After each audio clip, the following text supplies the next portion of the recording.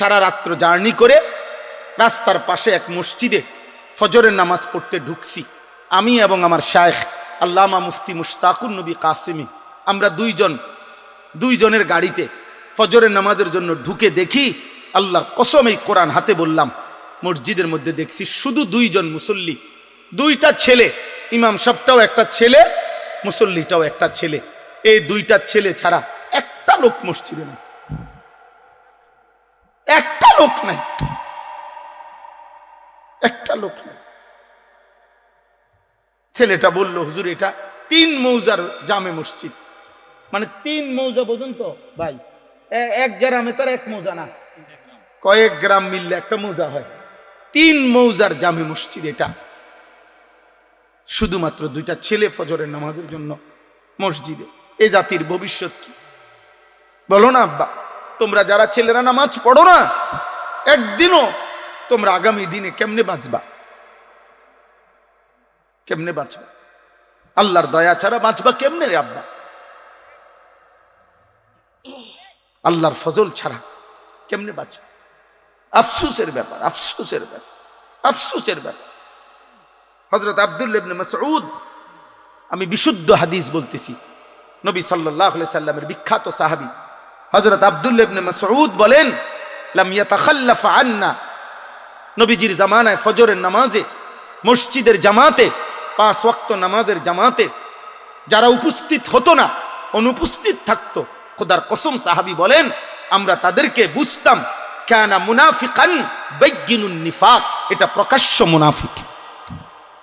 আল্লাহর কসম নবী সাহাবী বলেন, মসজিদের জামাতে যে আসতো না, সাহাবী বলেন আমরা তাকে চিনতাম এটাই, এই নামে যে এটা প্রকাশ্য মুনাফিক।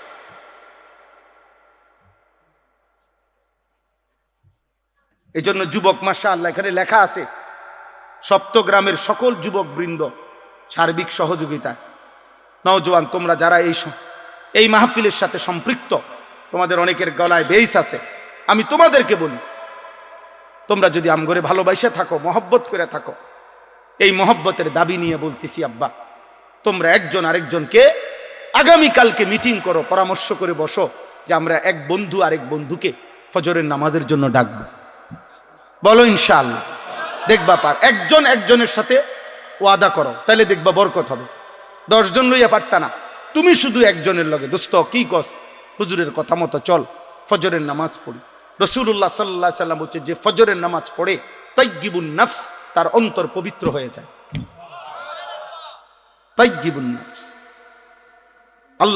আল্লাহ নবী বলছে যে ফজরের নামাজ পড়ে না, আল্লাহর কসম নবী বলছে খাবিসুন নাফস, ওর অন্তর হলো খবিস, ওইটা খবিস, খবিস, এটা খবিস, খবিস। এটা ফজরের নামাজ যে পড়ে না, এটা খবিস, খবিস, খবিস এটা। আর আল্লাহর নবী বলছে খবিস পায়খানায় থাকে। খবিস থাকে কোথায়? পায়খানা। এই জন্য নবীজি বাথরুমে, পায়খানায় ঢুকতে এ খবিস থেকে পানা চলতে। বাথরুমে ঢুকার দোয়া কি? মানে কি কোন আমনে কোন খবিস না? তো বুঝা গেল নবীজি এটা কেন কইতেন? বাথরুমে ঢুকতে কেন বলতেন যে আল্লাহ খবিস থেকে পানাহা চাই? তাহলে বুঝা গেল বাথরুমের ভিতরে কে আছে? খবিস। রাসূলুল্লাহ সাল্লাল্লাহু আলাইহি সাল্লামের হাদিস, ফজরের নামাজ যে পড়ে না, আল্লাহর নবী বলছে শয়তান তার এই মাথার পিছনে, ঘাড়ের এখানে গিট্টু দিয়ে রাখে শয়তান তাকে, আর বলে আলাইকা লাইলুন তাওয়ীলুন ফারকুদ, হে আল্লাহর বান্দা, রাত হলো অনেক লম্বা, লম্বা ঘুমা, নাফরমান ঘুমা। শয়তান তাকে আটকায় রাখে, আবদ্ধ করে রাখে, নাউজুবিল্লাহ।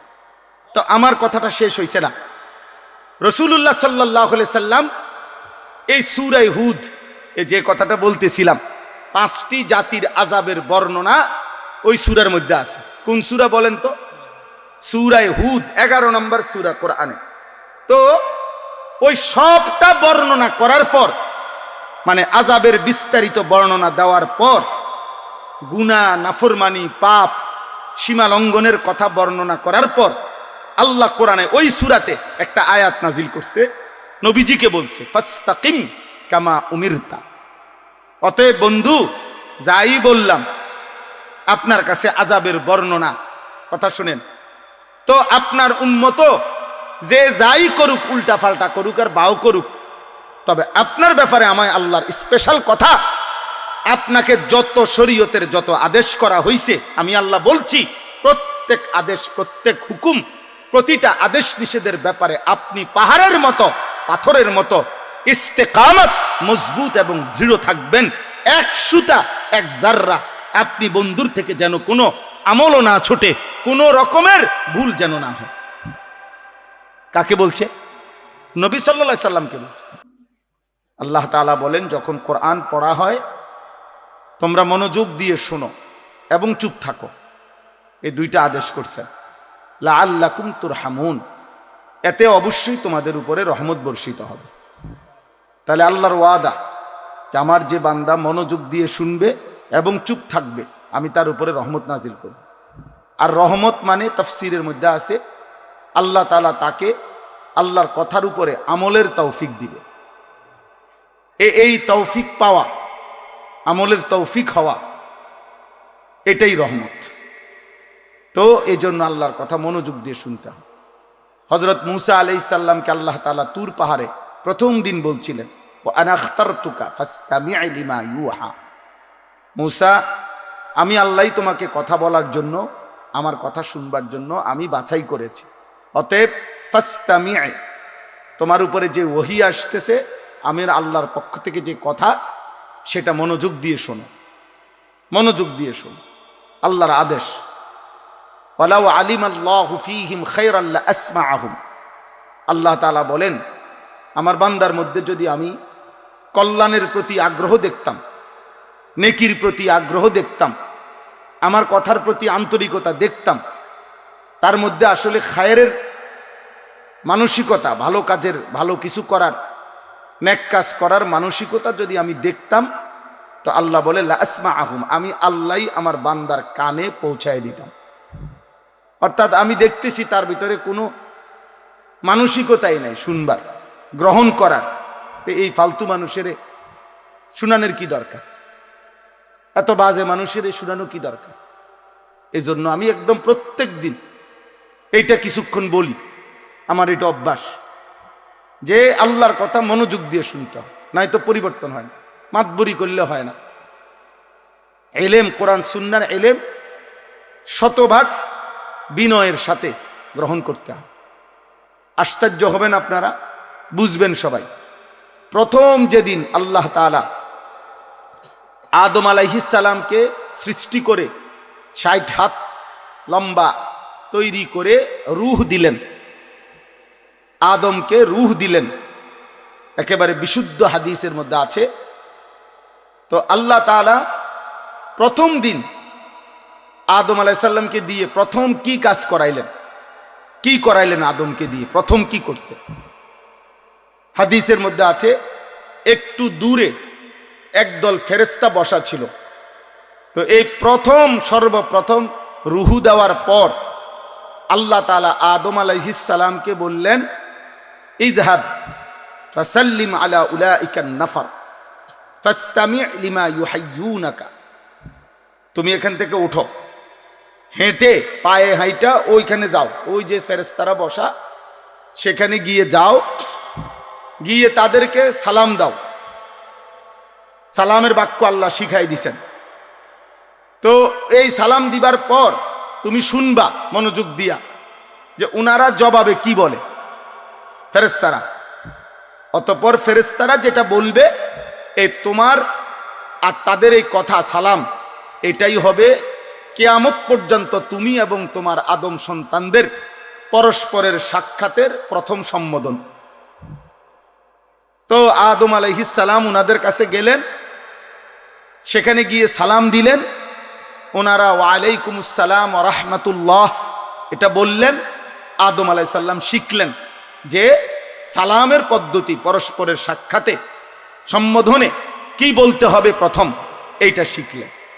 তো তাফসীরে আছে, কিতাবের মধ্যে আছে, মুহাদ্দিসিন উলামায়ে কেরাম বলেন যে এই প্রথম দিন আল্লাহ তাআলা আদমকে দিয়ে শিখায় দিলেন যে এই এলেম, এই যে এটা শিখা, যে সালাম শিখা, এটা একটা এলেম কিনা? কথা বলেন না? আল্লাহ তাআলা বুঝাইলেন যে প্রথম দিন আদম, এলেম এত বড় নিয়ামত যে এলেমের জন্য এই জাগাত থাইকা হবে না, তুমি ওইনে যাইয়া হাঁটো, যাও ওইনে যাও, গিয়ে শিখে আসো, এটুকু কষ্ট সহ্য করে এরপরে এলেম শিখো। প্রথম দিন শিখাইছেন আল্লাহ তাআলা যে এলেমের জন্য কষ্ট করতে হয়। এলেম তোমার কাছে আসে না, তোমাকে এলেমের কাছে যাইতে হবে, তোমাকে যাইতে হবে এলেমের কাছে। অথচ সেজদার টাইম হইছে, আর ফেরেশতাদেরকে বলছে তোমরা আদমকে সেজদা করো, কিন্তু এলেমের টাইম হইছে আর আদমকে বলছে তুমি ফেরেশতাদের কাছে যাও। কথা বুঝেন নাই? তাহলে এলেম দাম, এলেম সবকিছুর চাইতে দাম, কোরআন সুন্নাহর ইলম। এই জন্য আব্বা, আমরা কিংবা মাদ্রাসার ছাত্র হোক আর আপনারা হোক, মসজিদের শ্রোতা হোক আর ওয়াজ মাহফিলের শ্রোতা হোক, 1 ঘন্টার জন্য হোক আর 12 বছরের জন্য হোক, আপনি আমি সবাই কোরআন সুন্নাহর ইলম জ্ঞান অর্জনের জন্য কষ্ট স্বীকার করতে হবে, কষ্ট স্বীকার করতে হবে। এই জন্য আল্লাহ তাআলা এটা প্রথম দিন শিখাইছেন। হযরত মূসা আলাইহিস সালাম, হযরত খাজির, যাকে খিজির বলেন আপনারা, খাদির আলাইহিস সালাম মূল শব্দটা, উনার কাছে 3টা জিনিসের এলেম শিখার জন্য 3টি জিনিস শিখছে। লম্বা পথ উনার সাথে সফর করতে হয়েছে, দীর্ঘ পথ সফর করে 3টা জিনিস শিখছে। একটা, আপনার নৌকা চলার পথে উনি ছিদ্র করে ফেলছে হযরত খাজির। মূসা আলাইহিস সালাম বুঝে নাই কেন ছিদ্র করলো। চলার পথে একটা বাচ্চা ছেলেকে হত্যা করে ফেলছে, মূসা আলাইহিস সালাম বুঝে নাই ছেলেটাকে কেন হত্যা করলো।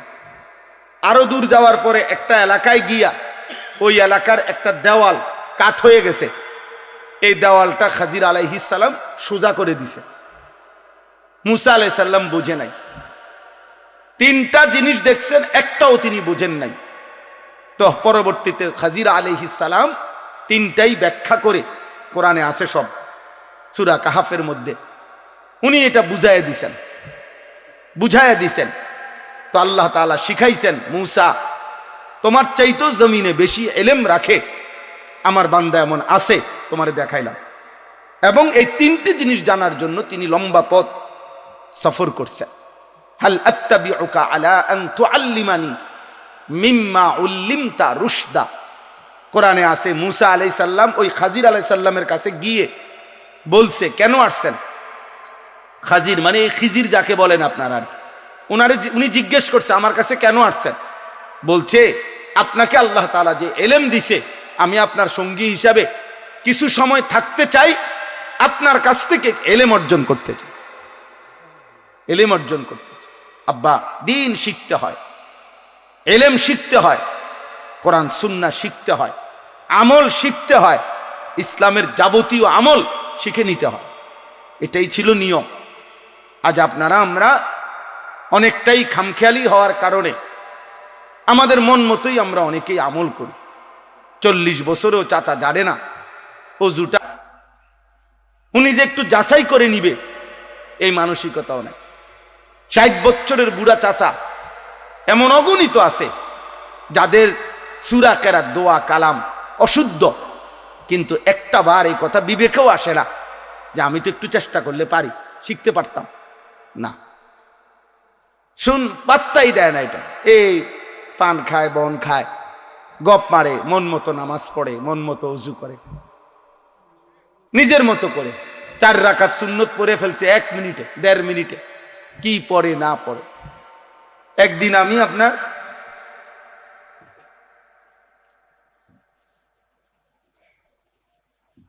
একজনকে দেখছি চেয়ারে বসে নামাজ পড়তেছে, তো একটু পরে দেখি হাতের এদ্দুর বাইর করে, আবার এদ্দুর হাত বাইর, আবার পরে আমি নামাজ শেষে জিগেলাম, চাচা এটা কি করলেন? এদ্দুর কি? ওই যে এদ্দুরটা হলো রুকু, আর এই বেশিটা হলো সে বলেন এটা নি রুকু। আমার বাপ দাদা 14 গোষ্ঠী শুনছি নি এটা রুকু, পৃথিবীর কোনো আলেম বলবি নি এটা রুকু, এটা নি রুকু, হাতের এই কদ্দুর বাড়ালি নি রুকু। আমি বললাম তা আপনি এটা কোত্থেকে শিখলেন?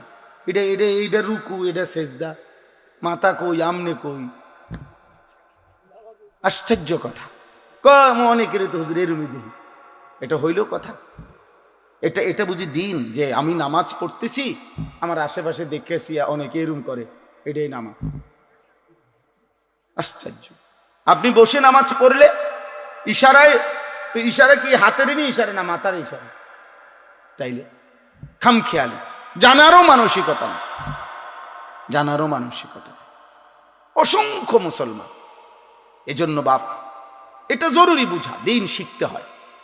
হাদিসের মধ্যে আছে হযরত মালিক ইবনুল হুয়াইরিস, বুখারীর হাদিস, রাদিয়াল্লাহু তাআলা আনহু বলেন, আমরা কয়েকজন কিশোর যুবক সাহাবী, ওয়া নাহনু শাবাবাতুন মুতাকারিবুন, সমবয়সী যুবক, আমরা নবীজির কাছে আসলাম দিন শিখার জন্য। ফাআকামনা ইনদাহু 20 লাইলা, অতঃপর নবীজির কাছে আমরা পূর্ণ 20 দিন নবীজির কাছে আমরা ছিলাম। ওনারা দূরবর্তী অঞ্চলের সাহাবী, কিন্তু আয়েশা 20 দিন নবীজি সাল্লাল্লাহু আলাইহি সাল্লামের কাছে এসে দিন শিখছেন। 20 দিন পরে নবী সাল্লাল্লাহু আলাইহি ওয়াসাল্লাম ওনাদেরকে বললেন, ইরজিউ ইলা আহলিকুম ওয়া আল্লিমুহুম ওয়া মুরুহুম, তোমরা এবার তোমাদের পরিবার এলাকার কাছে ফিরে যাও, তাদেরকে ইলম শিখাও, তাদেরকে আল্লাহর হুকুমের প্রতি আদেশ করো। ওয়া ইযা হাদারাতিস সালাহ ফালিয়ুআদ্দিন আহাদুকুম, যখন নামাজের ওয়াক্ত হবে তোমাদের একজন আজান দিও। ওয়ালিয়া উম্মাকুম আকবারুকুম, এবং তোমাদের মধ্যে বয়সে যে বড় সে ইমামতি করো। তো 20 দিন থাকার বরকতে আল্লাহর নবী সাল্লাল্লাহু আলাইহি সাল্লাম এখন উনাদেরকে আজান ইমামতির সার্টিফিকেট দিয়ে দিয়েছে। বললেন না যে একজন কি করো ইমামতি। তো সাহাবীরা 20 দিন থেকে ওনারা দিন শিখছেন। হাদিসে স্পষ্ট আছে, এক সাহাবী আয়েশা নবী সাল্লাল্লাহু আলাইহি সাল্লামকে বলছেন, ইয়া রাসূলুল্লাহ, আমি নামাজ কিভাবে পড়বো আমাকে বলে দেন। আল্লাহ নবী সাল্লাল্লাহু আলাইহি সাল্লাম বললেন, সাল্লি মা'ানা ইয়াওমাইন, 2 দিন আমাদের সাথে থাইকা নামাজ পড়ো। 2 দিনে সাহাবী নবীজির সাথে থেকে 10 ওয়াক্ত নামাজ তিনি পড়ছেন। আল্লাহ নবী সাল্লাল্লাহু আলাইহি সাল্লাম এবার বললেন, এই 2 দিনে আমাদের সাথে যে নামাজ পড়তে দেখছো এইভাবে নামাজ। তাইলে শুধু মুখে বলে দিছেন না সাথে রেখে শিখাইছেন? কথা বলেন না, সাথে রেখে শিখাইছেন, সাথে রেখে শিখাইছেন। প্রথম যেদিন মেরাজের রাতে নামাজ ফরজ হইছে 5 ওয়াক্ত, তো নবীজি যখন জমিনে ফিরে আসলেন পরের দিন 2 দিন টানা হযরত জিবরিল আলাইহিস সালাম এবং আমাদের নবী সাল্লাল্লাহু আলাইহি ওয়াসাল্লাম, শুধু এই 2 জন, জিবরাইল ইমাম, নবী সাল্লাল্লাহু আলাইহি সাল্লাম তার পিছনে দাঁড়িয়েছেন। 2 দিনে 5 ওয়াক্ত করে 10 ওয়াক্ত নামাজ পূর্ণ 2 দিন জিবরাইল নবীজিকে দেখাইছেন। দেখানোর পরে জিবরাইল বলছেন, ইয়া রাসূলুল্লাহ, এই 2 দিন কেন পড়াইলাম? প্রথম দিন প্রত্যেক ওয়াক্ত নামাজের আউয়াল ওয়াক্ত শুরুর সময়ে আদায় করে দেখাইছি। দ্বিতীয় দিন 5 ওয়াক্ত নামাজের শেষ টাইমের আগ মুহূর্তে নামাজ পড়ে দেখাইছি। এ আপনার জন্য স্বাভাবিক, আপনি এবং আপনার উম্মতের জন্য স্বাভাবিক নামাজের টাইম। আমি যে 2 পাশ দেখাইলাম তার মাঝামাঝিটা, মাঝামাঝি সময়ে কি করে নিবেন? নামাজগুলো পড়বেন। এরপরে দেখেন, এরপরে নবী সাল্লাল্লাহু আলাইহি সাল্লাম সাহাবায়ে কেরামকে জমা করছেন মসজিদে নববীতে, মিম্বরের উপরে দাঁড়াইছেন সাহাবীদের দিকে ফিরে। মিম্বর বোঝেন তো কি? মিম্বর কি? যেখানে খুতবা দেয়, ওই যে 3 তাকওয়ালা যে এইটা, এই মিম্বর, মিম্বরের উপরে দাঁড়িয়ে সাহাবাদের দিকে ফিরে রাসূলুল্লাহ সাল্লাল্লাহু আলাইহি সাল্লাম নামাজ দেখাইছেন। রুকু সেজদার সময় নিচে নামে সেজদা দিছেন। এরপরে সালাম ফিরায় দেখাইয়া এরপরে নবীজি বললেন, সাল্লু কামা রাআইতুমুনি উসাল্লি, এই যে তোমরা যেভাবে আমাকে নামাজ পড়তে দেখলা, এখন থেকে তোমরা এভাবে নামাজ আদায় করো। এরপরে সাহাবায়ে কেরামকে নিয়ে আনুষ্ঠানিকভাবে নবী সাল্লাল্লাহু আলাইহি সাল্লাম নামাজ পড়া শুরু করছেন। তাহলে নিজে আগে জিবরাইল থেকে 2 দিন বুঝে নিছেন, আবার সাহাবায়ে কেরামকে হাতে কলমে প্র্যাকটিক্যাল বুঝাইয়া দিছেন। এরপরে নিজে সাহাবাদেরকে নিয়ে আদায় করছেন। তাইলে আমাদের উচিত আব্বা দিন শিখা দরকার। আপনি হয়তো বলে হুজুর আমি নামাজ পারি না, আপনার পাড়ার মধ্যে এখনো ভুল আছে। মনে রাখবেন কোরআনুল কারীমের মধ্যে আছে একজন ইমানদার বান্দার আমলের ক্ষেত্রে, প্রত্যেক আমলের ক্ষেত্রে আল্লাহর চাওয়া কি? শুধু আমল না, বরং আল্লাহর চাওয়া হলো আহসানে আমল। লিয়াবলুয়াকুম আইয়ুকুম আহসানু আমালা। আল্লাহ তাআলা বলেন বান্দা আমি শুধু আমল চাচ্ছি না, আমি চাচ্ছি প্রতিটা আমল সর্বোচ্চ সুন্দর হোক, সেটা চাচ্ছি। শুধু কি চাচ্ছি না বলেন না, শুধু আমল না, শুধু আমল না, কোন রকম জোরাতালির নামাজ না, কোন রকম জিকির না, কোন রকম নামাজ না, কোন রকম তেলাওয়াত না, কোন রকম ইসলামে অনুমোদিত নয়। ইসলামে কোন রকম বলতে কিছু নেই, আপাতত বলতে ইসলামে কোনো বিধান নাই, সব বিধানই পূর্ণাঙ্গ। সব বিধানই কি? পূর্ণাঙ্গ, পূর্ণাঙ্গ। আপাতত কোন রকম বলতে কিছু নেই। তাইলে প্রত্যেক মুসলমান প্রতিনিয়ত আহসান, আরো সুন্দর, আরো সুন্দর করা, এই মানসিকতা থাকা, এটা আল্লাহ তাআলার পক্ষ থেকে আমাদের জন্য চাওয়া। তোমার নামাজ আরো সুন্দর করা দরকার, তোমার রুকু আরো সুন্দর করা দরকার, তোমার সেজদা আরো সুন্দর করা দরকার, তোমার জিকির আরো সুন্দর করা দরকার, তোমার তেলাওয়াত আরো সুন্দর করা দরকার, তোমার আল্লাহ তাআলার ইবাদত আরো সুন্দর করা দরকার। আহসান আহসান আহসান, আরো সুন্দর। গত 1-2 বছর আগে আমার খুলনার হজরত, বাংলাদেশের একজন বড় বুজুর্গ আরেফ বিল্লাহ হজরত মাওলানা মুফতি নুরুল আমিন সাহেব, অনেক বড় আল্লাহওয়ালা, করাচি হজরত কুতবে আলম হজরত মাওলানা শাহ হাকিম মোহাম্মদ আখতার রহমতুল্লাহ আলাইহের খলিফা হজরত, অনেক বড় আল্লাহওয়ালা। আজ থেকে 5-7 বছর আগে আমি আমার শায়েখ আল্লামা মুফতি মুশতাকুন নবী কাসিমি হুজুর সহ আমরা প্রায় 30-35 জন আলেম প্রায় 7-8 বছর আগে হজরতের কাছে গিয়া খুলনায় 3 দিন ছিলাম। হজরত জিজ্ঞেস করছেন কেন আসছি? আমাদের শায়েখ আল্লামা মুফতি মুশতাকুন নবী সাহেব বলছে, হজরত আমরা আপনার কাছে আসছি, থাকবো এখানে সুন্নত মোতাবেক ওযু এবং নামাজ শেখার জন্য। 3 দিন থাইকা আমরা সুন্নত মোতাবেক ওযু এবং নামাজ শিখছি হজরতের কাছে। যখন আমরা ওয়াজ করি, আমগরে তো চিনেন আপনারা সবাই, চিনা এক কথা, দিন আরেক কথা, আখিরাত আরেক কথা আব্বা। 1 কোটি মানুষ চিনার দ্বারা অথবা একজনও না চিনার দ্বারা খোদার কসম আখিরাতে আলাদা কোনো বিশেষত্ব নাই, হাসরের মাঠে আলাদা কোনো বিশেষত্ব নাই। পরিচিতি কিংবা সুখ্যাতি কিংবা অখ্যাত মানুষ, অপরিচিত মানুষ, এদের কিছু আসে যায় না। কোরআনুল কারীমের মধ্যে কোন নবীর নাম আছে, কোরআনে নবীর নাম আছে যতজন, নাই তার চাইতে বেশি লক্ষ গুণ। 1,24,000 যদি নবী এবং রাসূল হয়, কোরআনে নবীর নাম আছে মাত্র 25 জন। 25 জন। যদি 1.5 থেকে 2.5 লাখ সাহাবী হয়, কোরআনে সাহাবীর নাম আছে 1 জন। কয়জন জানেন এটা?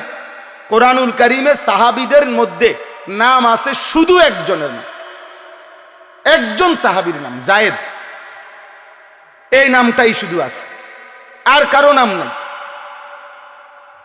আর কারো নাম নাই। তাহলে এই পৃথিবীতে দুনিয়াবি পরিচিতি কিচ্ছু আসে যায় না।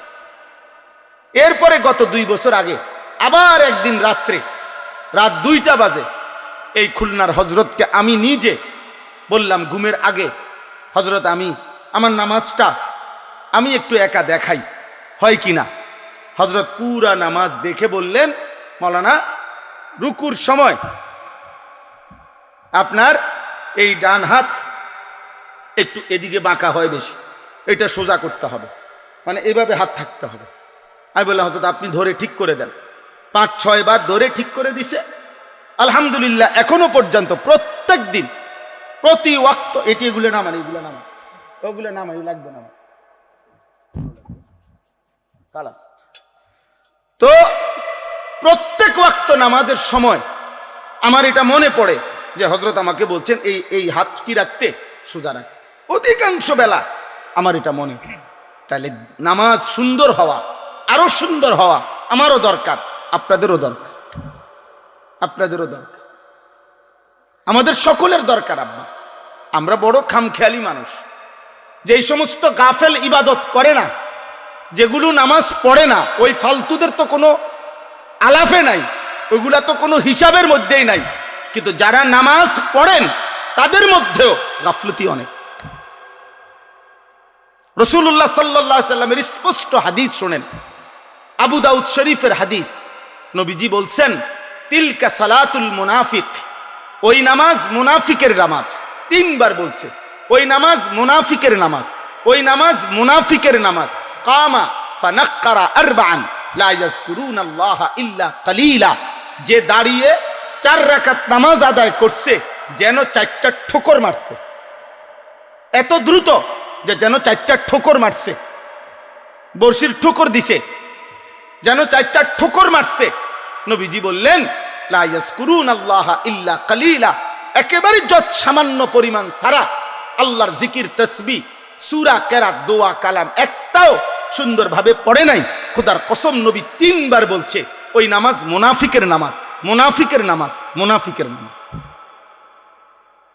বলেন তাহলে আত্তাহিয়াতু যার শুদ্ধ হয় না, আমরা এটা কি নামাজ? দোয়ায়ে কুনুত যার শুদ্ধ হয় না, এটা কি নামাজ? তাব্বাত ইয়াদা কুল হুয়াল্লাহ শুদ্ধ হয় না, শব্দ হইল সুবহানা রাব্বিয়াল আযীম। আপনি কোন সুবহানা বিল-আযীম, সুবহানা বিল-আযীম, সুবহানা বিল-আযীম কিতা? হ্যাঁ, আপনি এটা কি বললেন? কি বললেন এটা? আত্তাহিদুলিল্লাহ সাল্লাল্লাহু আলাইহি ওয়া সাল্লাম ওয়া সাল্লামু আলা নবিয়িল ইসলাম শাহাদু আল্লা ইলাহা ইল্লাল্লাহ আবদুহু ওয়া রাসূলুহু আল্লাহুম্মা সাল্লি আলা মুহাম্মাদ ওয়া আলা আলি মুহাম্মাদ কামা সাল্লাইতা আলা ইব্রাহিম ওয়া আলা আলি ইব্রাহিম ইন্নাকা হামিদুম মাজিদ আল্লাহুম্মা বারিক আলা মুহাম্মাদ ওয়া আলা আলি মুহাম্মাদ কামা বারাকতা আলা ইব্রাহিম ওয়া আলা আলি ইব্রাহিম ইন্নাকা হামিদুম মাজিদ আল্লাহুম্মা ইন্নী যালামতু নাফসি যুলমান কাসীরান ওয়া লা ইয়াগফিরু যুনুবা ইল্লা আনতা ফাগফির লি মাগফিরাতাম মিন ইনদিকা ওয়ারহামনি ইন্নাকা আনতাল গফুরুর রহিম। আসসালামু আলাইকুম ওয়া রাহমাতুল্লাহি, আসসালামু আলাইকুম ওয়া রাহমাতুল্লাহি। সুবহানাল্লাহ, সুবহানাল্লাহ, সুবহানাল্লাহ, সুবহানাল্লাহ, সুবহানাল্লাহ, সুবহানাল্লাহ, আলহামদুলিল্লাহ, আলহামদুলিল্লাহ, আল্লাহু আল্লাহুম্মা আমিন। রব্বানা যালামনা আনফুসানা ওয়া ইন তাগফির লানা লানাকুনান্না মিনাল খাসিরিন বিরহমাতিকা ইয়া আরহামার রাহিমিন। খালাস, কুল্লু খালাস, কুল্লু খালাস। উড়াই এলাইলো, আর এটা জাপানি মেশিনে নামাজ। এটা কি কি পড়লেন? এটা বলেন, এটা ইনসাফ হইল? এটা নামাজ হইল? বলেন, এটা তাসবিহ হইল? নবী সাল্লাল্লাহু আলাইহি সাল্লাম আপনার কল্পনায় বলে একজন মানুষ বলেন, একজন মুসলমান নবীজি এভাবে তাসবিহ পড়তেন, এমনি করতেন। এটা তাসবিহ হলো? এটা ফাজলামি করলেন না? এটা ফাজলামি করলেন না আপনি? বলেন।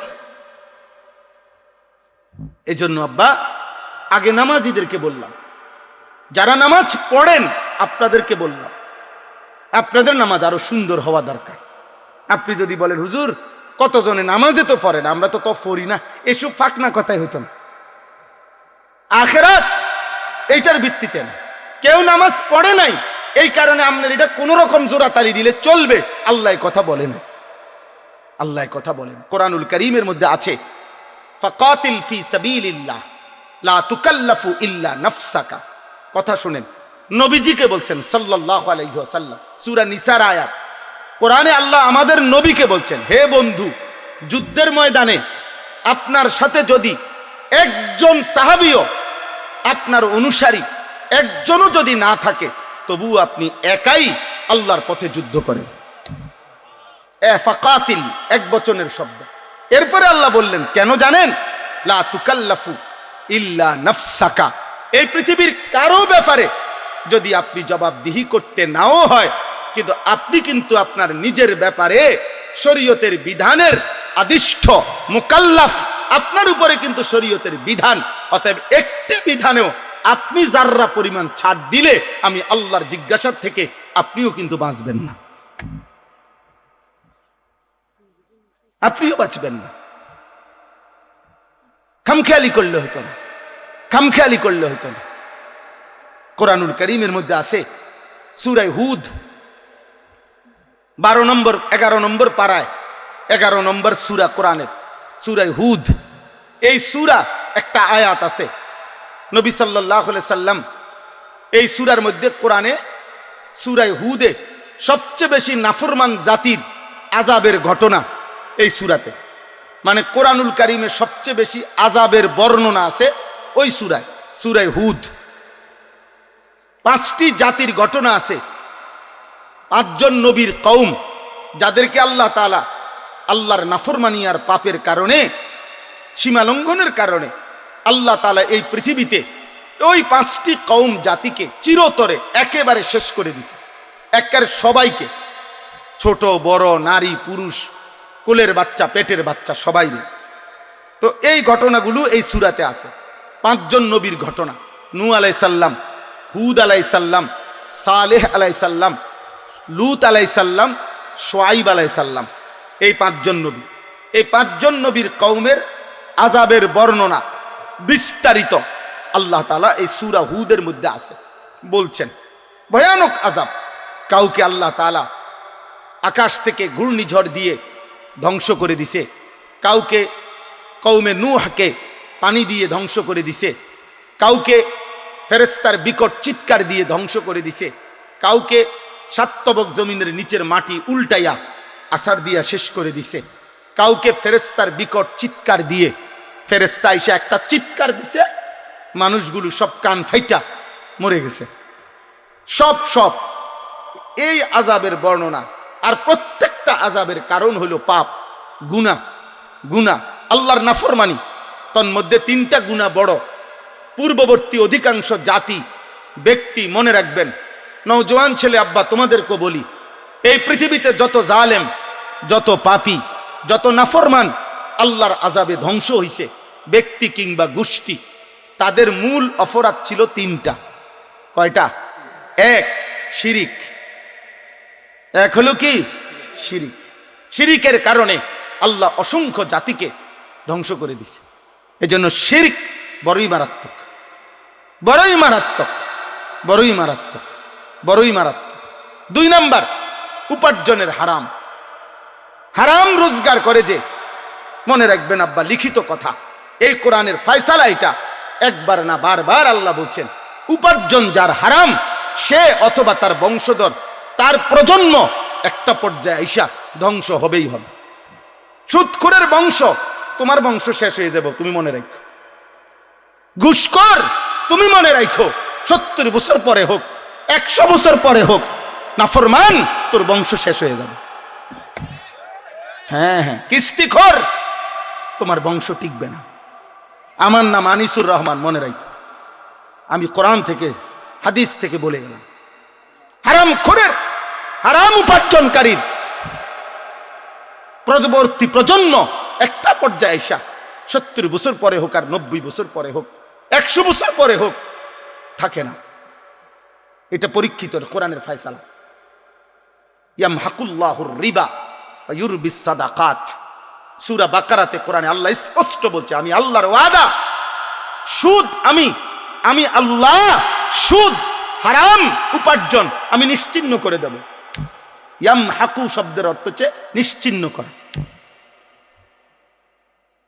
আল্লাহর ওয়াদা, আল্লাহর ওয়াদা।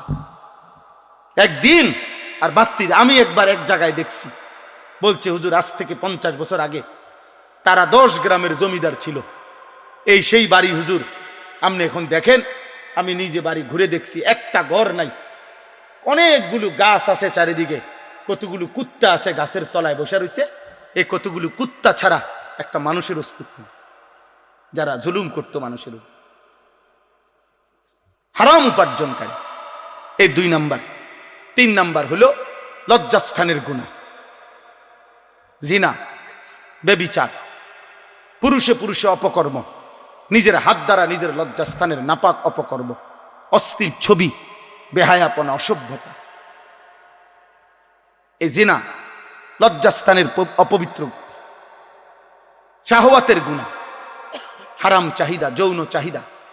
এই লক্ষ লক্ষ যুবক আজকে এই উশৃঙ্খল, এই চুল চেহারা, লেবাস, পোশাক, আল্লাহ নাই, নামাজ নাই, সেজদা নাই, হালাল হারামের কোনো ধার ধারে না। এক একটা মোবাইল, নারীর আকর্ষণ, অশ্লীল ছবি, উলঙ্গ নাচ, হাজারো যুবককে কুকুর শুকুরের চাইতে নিকৃষ্ট বানায় দিছে। কলিজার ভিতরে, চেহারার ভিতরে আল্লাহ রসুলের কোনো চিহ্ন নাই, ইমানের কোনো চিহ্ন নাই।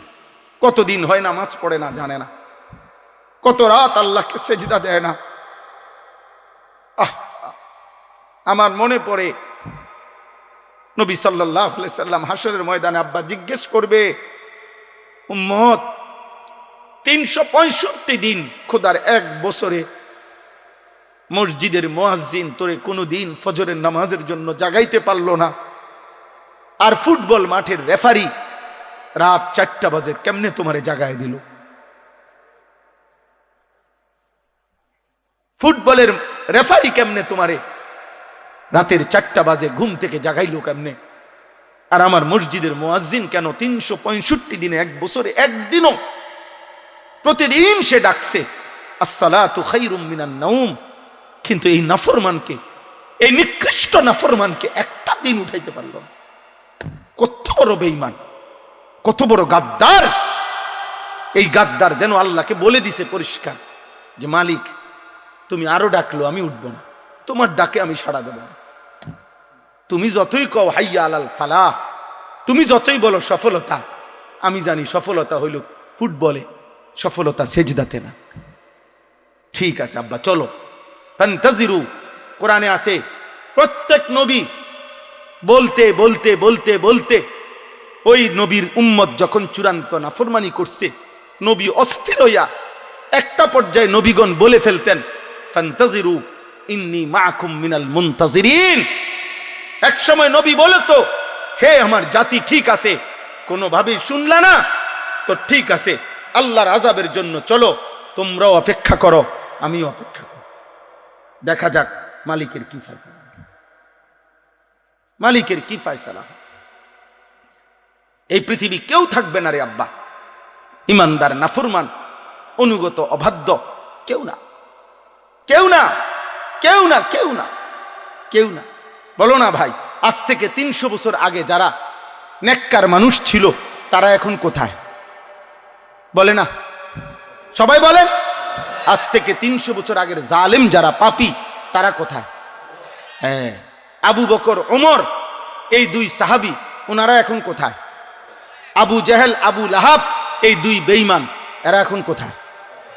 তাহলে ইমানদারও কবরে, নাফরমানও কবর। এই পৃথিবী কাউরেই থাকতে দেয় না, অনুগত কেউ না, অবাধ্য কেউ না, মূসা কেউ না, ফেরাউন কেউ না, ইব্রাহিম কেউ না, নমরুদ কেউ না, পৃথিবী কাউকে থাকতে দেয় না, কাউকে না। সূর্য থামে না রে আব্বা। আব্দুল কাদের জিলানী রাহমাতুল্লাহ আলাইহি সাইয়্যিদুল আউলিয়ার যেদিন মৃত্যু হয়েছে সেদিনও সূর্য চলছে, ফেরাউন নমরুদের যেদিন মৃত্যু হয়েছে সেদিনও সূর্য চলছে, পৃথিবী থামে না। পৃথিবী কি সময়ের গতি থামে না রে আব্বা। তুমি থাইমা যাইবা, তুমি কবরে পৌঁছা যাইবা। এই অহংকার, এই বড়াই, এই শরীর স্বাস্থ্যের যৌবনের বাহাদুরি, মা বাবার বেপরাই। মাওলানা বলল পিতা মাতার অবাধ্যতার ব্যাপারে অনেক সুন্দর কথা বলছে মাওলানা, মাশাআল্লাহ। আমি কিছুটা শুনছি, অনেক চমৎকার বয়ান করছে। আল্লাহ তাআলা জবানে বরকত দান করেন। তো এজন্য বললাম এটা জরুরি। তো আমার বলার উদ্দেশ্য হলো এই 3টা পাপ মারাত্মক, মনে রাখবা যুবক। 1 নাম্বার শিরিক, 2 নাম্বার উপার্জনের হারাম।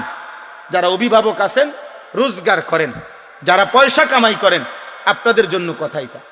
উপার্জনের হারাম কইরা আমনও টিকতেন না, ফ্যামিলিও টিকত না, ফ্যামিলিও টিকত না। 70 বছর পরে না, 700 বছর পরে হইল আমনের বংশধররে মানসে এটাই কইব, ওই তো তোরে চিনি, তোর দাদা সুদখোর আছেন। সার বেটা আনতে, বেটা লম্বা লম্বা কথা কইতে যা, বেটা তোরে চিনি না, বেটা আমরা চিনি না, আমরা জানি না তোমার আব্বা কিতা আসিল, বাটপাড়ের হদ্দার আসিল, বেটা অনাইসত লম্বা লম্বা কথা কইতি। বেটা পাপ মুছা যায় না, পাপ কি করা যায় না, মুছা যায় না। আল্লাহ মাফ না করিলে, তওবা না করিলে, আল্লাহর কাছ থেকে মাফ না নিলে বড় মুশকিল, বড় মুশকিল, বড় মুশকিল। এজন্য হারাম রোজগার করবেন না, হারাম রোজগার করেন না আব্বা, হারাম রোজগার। শুধু শুধু কেন সুদ নিলেন, কেন কিস্তি নিলেন, কেন লোন নিলেন, কেন ওজনে কম দিলেন, কেন মিথ্যা বললেন? আহা, আল্লাহ তাআলা বলে বান্দা এত বড় সূর্য, এত বড় চন্দ্র, এত বড় আসমান, এত বড় জমিন, এত আলো, এত বাতাস, এত রোদ, এত বৃষ্টি, এত আলো, এত অন্ধকার, গ্রহ নক্ষত্র, এত গাছ, এত ফুল, এত ফসল, এত পশু, এত পাখি, এত কীট পতঙ্গ, এত কিছু আমি তোমার জন্য ব্যবস্থা করতে পারতেছি প্রতিদিন, প্রতি ঘন্টা। অল্প গোগা ভাত আর একখান ঘর আমি বুঝি তোমার দিতে পারতাম না? এ বুঝি কয়টা ভাতের লাগিয়া আর একখান ঘরের লাগিয়া এতটি মিথ্যা কথা কইলা? এত সুদ, এত কিস্তি, এত মিথ্যা, এত ধোকা, এত ওজনে কম দেওয়া, এত বাটফারি করলা এ গরিয়ানের লেগা? বলেন না, একজন মানুষের শেষ পর্যন্ত কিতা? এটাই তো দেখাইছে, গরিয়ান করছি, এ গরিয়ান করছে আমরা। আর কিতা করছেন? আর এই বাজার সদাই পাঙ্গাস, তেলাফিয়া, হ্যাঁ, খিরা, টমাটো, ধন্যতা, কাঁচামরিচ, দুন্দুল, করলা, আর কিতা? আর হলো বন, বিড়ি, চা, আলু চপ, পেঁয়াজ, পান, সুপারি, এই শেষ। এই চাচার হায়াত শেষ। 70 বছর এই কতগুলো বহন খাইছে আর বিড়ি খাইছে। শেষ বয়স কেমনে কাটাইছেন কাকা? এই আল্লাহর রহমতে আপনাকে 10 জনের দোয়ায় চা দোয়ানে, আমরা দোয়ায় হেবাটা চা দোয়ানে বন খাই, বুঝেন না? বিড়ি খায়, শুধু বিড়ি খায়। আস্তাগফিরুল্লাহ, আস্তাগফিরুল্লাহ, নাউযুবিল্লাহ। আফসোসের বিষয়। আমার কথায় রাগ করেন না, আমি প্রয়োজনে আর কোনোদিন আসবো না। আমি এই কথা মাথায় রেখেই ওয়াজ করি। বাকি আমার একদম স্পষ্ট কথা, 60 বছর 50 বছর এরকম বয়স্ক যেই সমস্ত লোক এখনো বিড়ি সিগারেট খায়, এ কথা স্পষ্ট। এই লোক নির্লজ্জ, এই লোকের কোনো লজ্জা শরম নাই, একদম শরম নাই, শরম নাই। এটা তোমার কোনো শরম নাই। 60 বছর বয়সেও আপনার থেকে যদি এই সমাজের ছেলে পেলে, নাতি নাতনি কিছুই শিখতে না পারে, আর কোন দিন শিখবো আপনার থেকে? 60 বছর বয়সে আপনার থেকে কি শিখবো? বিড়ি করার থেকে শিখবে কি? কথা বলেন না কেন? চা দোকানে যে নর্তকীর নাচ দেখে, টেলিভিশনে নর্তকীর নাচ দেখে, এমন বুড়ামিয়ের থেকে বাকিরা কি শিখবে? বলেন, আপনি বলেন, বলক, একজন প্রতিবাদ করেন। আপনি এসে এখানে বলেন কি শিখতো আপনার থেকে? বিড়ি খানা কি শিখতো? আপনাদের সন্তান আপনাদের কাছে আমানত। এই ছেলে পেলেগুলো নামাজ পড়ে না, এই ছেলেগুলো সারা দিন রাত। আমি সেদিন আব্বা গত সপ্তাহে, গত শনিবারে আমি এক জায়গায় ফজরের নামাজ পড়ছি, মাহফিলের জন্য যাইতেছিলাম আরেক জায়গায়। সারা রাত্র জার্নি করে রাস্তার পাশে এক মসজিদে ফজরের নামাজ পড়তে ঢুকছি। আমি এবং আমার শায়েখ আল্লামা মুফতি মুশতাকুন নবী কাসেমি, আমরা দুইজনের গাড়িতে ফজরের নামাজের জন্য ঢুকে দেখি, আল্লাহর কসম এই কোরআন হাতে বললাম, মসজিদের মধ্যে দেখছি শুধু 2 জন মুসল্লি, 2টা ছেলে। ইমাম সাহেবটাও একটা ছেলে, মুসল্লিটাও একটা ছেলে। এই 2টা ছেলে ছাড়া একটা লোক মসজিদে নাই, একটা লোক নাই, একটা লোক নাই। ছেলেটা বলল, হুজুর এটা 3 মৌজার জামে মসজিদ। মানে 3 মৌজা পর্যন্ত ভাই, এক গ্রামে তো 1 মৌজা না, কয়েক গ্রাম মিললে একটা মৌজা হয়। 3 মৌজার জামে মসজিদ এটা। শুধুমাত্র 2টা ছেলে ফজরের নামাজের জন্য মসজিদে। এই জাতির ভবিষ্যৎ কি? বলো না আব্বা, তোমরা যারা ছেলেরা নামাজ পড়ো না, একদিনও তোমরা আগামী দিনে কেমনে বাঁচবা? কেমনে বাঁচবা? আল্লাহর দয়া ছাড়া বাঁচবা কেমনে রে আব্বা? আল্লাহর ফজল ছাড়া কেমনে বাঁচবা? আফসোসের ব্যাপার, আফসোসের ব্যাপার, আফসোসের ব্যাপার। হযরত আব্দুল্লাহ ইবনে মাসউদ, আমি বিশুদ্ধ হাদিস বলতেছি, নবী সাল্লাল্লাহু আলাইহি সাল্লামের বিখ্যাত সাহাবী হযরত আব্দুল্লাহ ইবনে মাসউদ বলেন, লাম ইয়াতাখাল্লাফ আন্না, নবীজির জামানায় ফজরের নামাজে মসজিদের জামাতে, 5 ওয়াক্ত নামাজের জামাতে যারা উপস্থিত হতো না, অনুপস্থিত থাকতো, খোদার কসম সাহাবী বলেন আমরা তাদেরকে বুঝতাম কানা মুনাফিকান বাইয়িনুন নিফাক, এটা প্রকাশ্য মুনাফিক। আল্লাহর কসম, নবী সাহাবী বলেন, মসজিদের জামাতে যে আসতো না, সাহাবী বলেন আমরা তাকে চিনতাম এটাই, এই নামে যে এটা প্রকাশ্য মুনাফিক।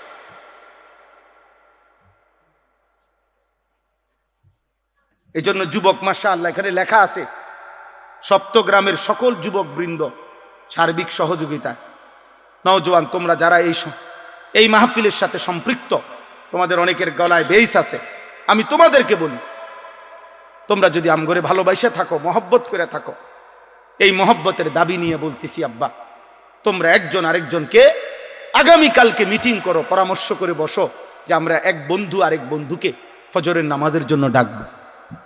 বলো ইনশাআল্লাহ। দেখবা পার একজন একজনের সাথে ওয়াদা করো, তাহলে দেখবা বরকত হবে।